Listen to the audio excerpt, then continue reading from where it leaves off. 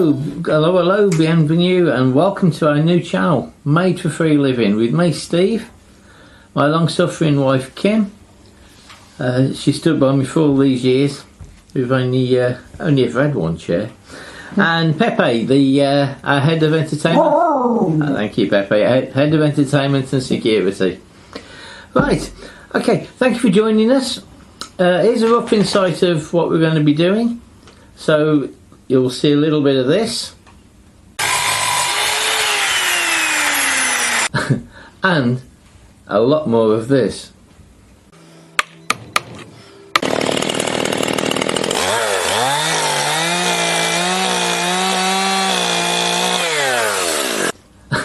And a lot more of this.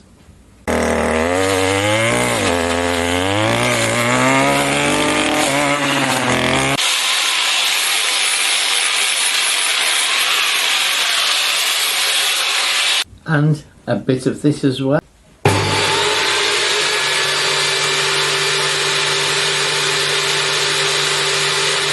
So stick around and we'll give you an insight into our life here in France.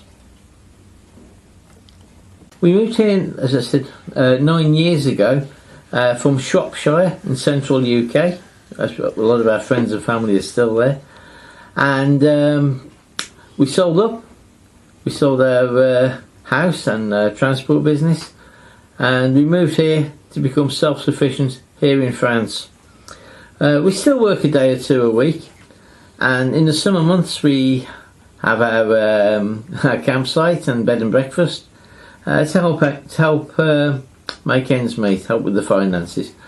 Okay, we also do a lot of recycling, so sometimes we do the odd house clearance, and from there we recycle what we can. So, welcome back to our place. And we live in an old stone cottage set in 6 acres or 2 hectares in the old scale, and we're in the middle of nowhere here in northern France. We left the UK 9 years ago to do what we thought would be a small renovation, but it's been quite a big renovation. And it's taken a long time, and we've learnt a lot of new skills. Hopefully some we can pass on to you. Right, the place itself, we're in Mayenne, in the northern part of the Pays de Loire. We're 3.5 hours, how far, Pepe?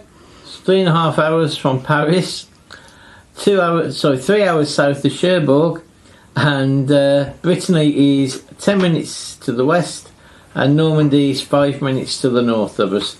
So that'll give you a rough idea of where we are. Okay, we live here with Pepe. Say hello. He's there somewhere. Pepe, thank you. Be a bit late. We live here with Pepe. We live here with Tiggy the cat. She's head of cuteness and pest control. She's a bit of she's half house, half feral. She's mainly a feral cat, but she does a fantastic job. We also got 4 sheep at the moment, 8 chickens, and loads of residents here that we don't class as pets, but yeah, quite a few animals around the place. Right, Pepe says we're back in a minute. Okay, so how do we make and live for free? Well, in the next few videos we'll show you around our little piece of France and show you how we try to make a living, how we live for free. We will focus mainly on the first 2 things will be the most important things in life. That's heating and eating. We have no heating bill here. We rely 100% on the log burner, and all the wood comes from here. So we cut it and split it. It's all done for in-house here, and it has to store for 18 months, 2 years before we burn it. And we have specific areas where we store it. Okay, the French, the locals, they say each piece of wood heats you 5 times. First time when you cut it with the chainsaw, second time is when you saw it to size, third time is when you chop it into pieces, and the fourth time it heats you up is when you're stacking it, and the 5th time is when you throw it on the fire and you're getting the heat from it. So each piece of wood actually does heat you 5 times, thinking about it the French way, or the Francais mode. Okay, next we're going to be talking about food. Okay, food. Well, where do I start? Since COVID, the price in our local French supermarkets has it's skyrocketed. So after COVID, we decided we're going to grow our own. We've now got 3 polytunnels. We've got a salad growing area, a vegetable plot. We grow potatoes and onions all year round.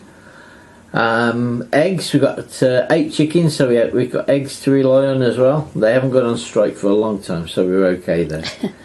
And for the next year, we're going to be building another polytunnel. It's called a Wallapini. It's going to be underground mostly, so the bugs can't eat the greenery, which is our biggest problem the last couple of years. We're also looking at building a small-scale orchard. That'll be a big help. And oh yeah, we're also going to be building a dehydrator. That's going to help preserve some of the food. That's we've already built one, but we're going to be building a more commercial sized one, which is going to be a lot easier to use. Right, maybe we can give you a few ideas of how you can do the same one, even on the smaller scale. It doesn't really matter. And we call, every time we don't go to the shops, every time we can stay in, we call them little victories. And these little victories, they do add up. And once we've got no food bill, that's a big victory. Okay, next we'll be talking about making things. Okay, next section, making things and recycling. Wow, where do I start?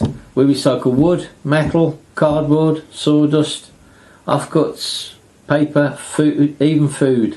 We recycle food for compost. Right, out of the small bits of wood we make these small candle holders. We do some wall candle holders. These are all for a craft fair in the next couple of weeks. A few small and medium sized charcuterie boards. We don't do the large ones anymore. It's the chestnut wood splits. Christmas trees again, small ones. That's parquet flooring. Ironically, it's gone back to a parquet effect as well, so there we go. Right, from the small stuff, which is there's many more items. Do dog kennels, cat scratching posts, bird boxes. We've done a real large selection of bird boxes, and the garden wind spinners. You may have seen that in our last video on Made for Free. And we stockpiled up, and we're going to do a video on those alone. We're hoping to do 50 in a week, and you'll see the process on that, but that'll be after Christmas.